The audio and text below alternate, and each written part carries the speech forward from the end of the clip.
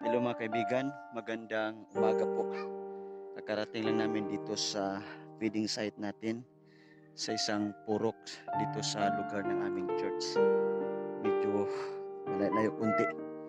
Nilakad pa namin ng mga siguro 1 kilometers lang yata to. So, nandito na tayo sa ating site. Yan tayo sa waiting shed. So, ito yung mga bahay dito.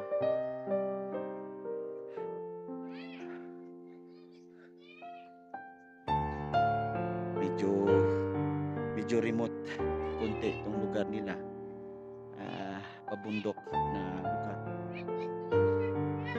So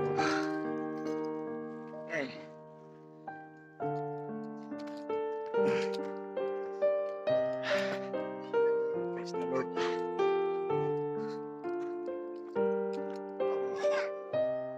Yan, ganda yung lugar nila dito mga kaibigan.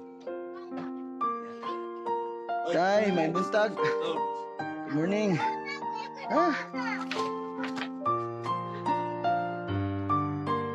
Estamos. So, hintayin pa natin mga kabataan.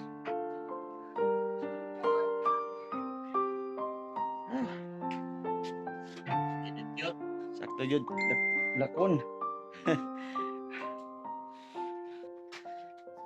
So, pahinga muna kami konti mga kaibigan. So, dala ko yung mga kids ko rin. Dalawa. Kapoy daw. Napapagod. But anyway, sobrang saya naman na makapag tayo mga kaibigan.